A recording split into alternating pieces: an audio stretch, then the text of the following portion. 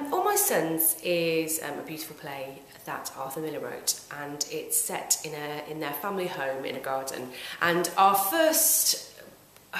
starting point was actually, where is this garden? Where is this family home?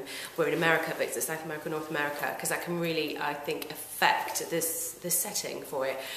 So I was lucky enough to come across an article about Arthur Miller and where he started. His mother actually showed him an article about an event that happened like this, and that was it was a newspaper article that he found, and it was in Ohio, in Dayton, Ohio. So that was our first reference point for it. So that really, really guided us on where we need to be. All My Sons is set in a garden. It's in their family home. It's in this 7-bedroom house.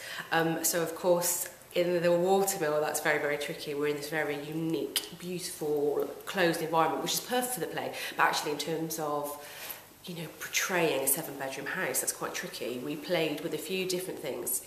It mainly takes place outside in the garden and in the porchway.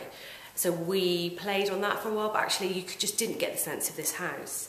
So what I decided to do in the end was take the Watermill as a whole, so that when we walk into the Watermill, we feel that we are in the garden. So that straight away really, really opened up the space to us. Our play space is actually very shallow, and this garden actually feels very, very big. They're on the outskirts of a town, so it has actually poplars growing in the garden.